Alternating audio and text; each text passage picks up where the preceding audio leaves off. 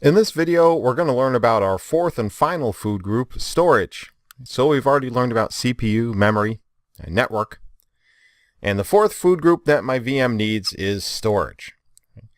And we want to bear in mind as we're working our way through these four food groups that this guest operating system has no idea that it's running within a virtual machine.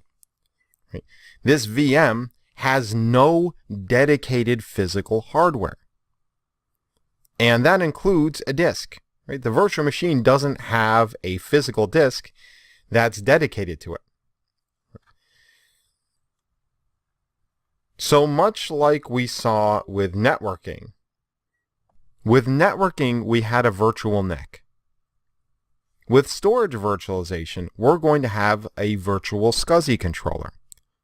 And if we think about the way that a physical server works with internal hard drives, when the operating system needs to write some sort of data to disk, the operating system generates a SCSI command. If it needs to read data from disk, it generates a SCSI command, and it sends that command to the SCSI controller, which interfaces with those physical disks.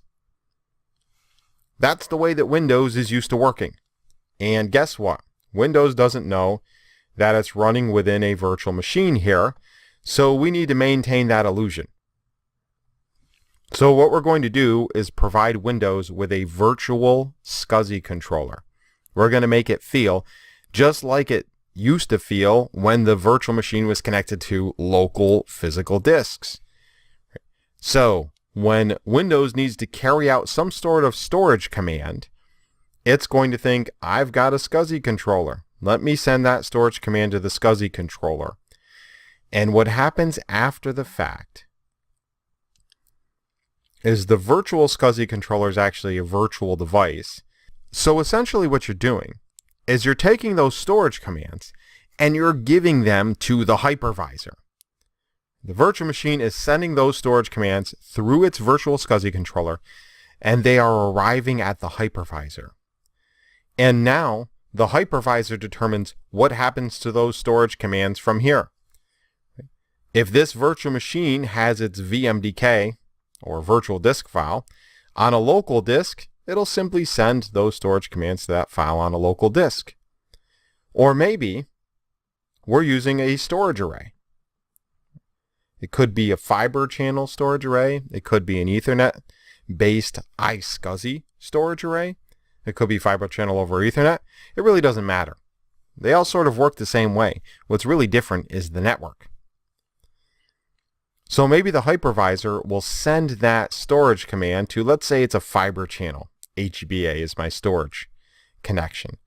And that storage command will traverse that fiber channel network till it eventually arrives at the virtual disk. And you can see I've named some of the files here for that virtual machine. I've named them according to what they would be named in VMware, but the concepts remain the same regardless of the hypervisor.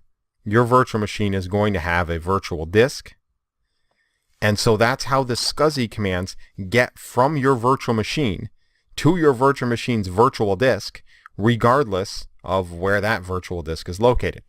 So let's watch our SCSI command. As the Windows virtual machine generates a SCSI command, it sends it to the virtual SCSI controller. The hypervisor determines the appropriate location for that virtual disk, sends it out the storage adapter, and the storage command arrives at the data store. And the changes are actually written to the file that contains the virtual machine's virtual disk. Now, one other important concept that I want to talk about here. One of the big benefits of virtualization is mobility, and we'll get to that as we get further into this course, what I mean by mobility. But just think about a scenario here where we have, down here at the bottom, we'll call this a fiber channel storage array. And maybe I've just invested in a new iSCSI storage array. Right? And please excuse the crudity of my little diagram here, but I want to use it to illustrate a point. Right up here I've got an iSCSI storage array. Down at the bottom I've got a fiber channel storage array. And maybe I want to take this virtual machine and all of its files and relocate those files to my iSCSI storage device, which is on a different network. It's on the Ethernet network. Well, I can do that, right? And the reason I can do that is because of my hypervisor layer here.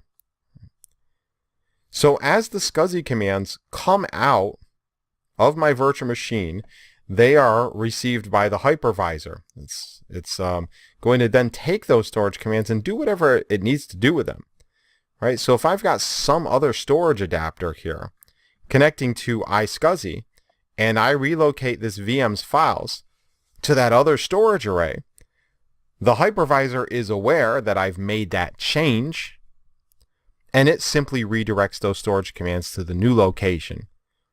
And you can even do this without any downtime on your virtual machine. So storage virtualization gives us some pretty awesome capabilities. One other capability that I want to mention, I want to throw one more scenario out here.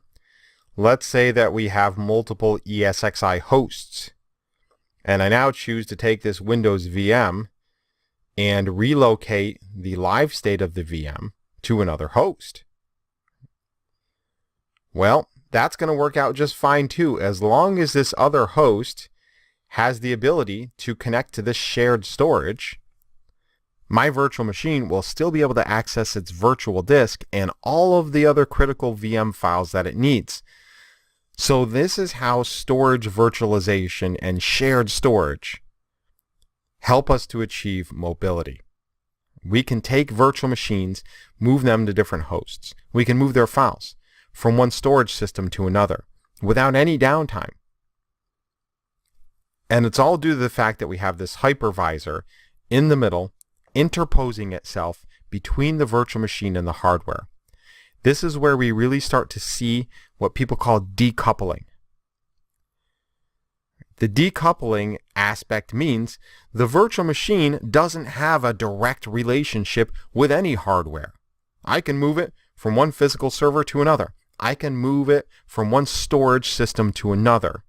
There's not this tight relationship between virtual machine and specific hardware. They're decoupled. And as we move a little bit deeper into the course, we'll take a closer look at some of those mobility benefits.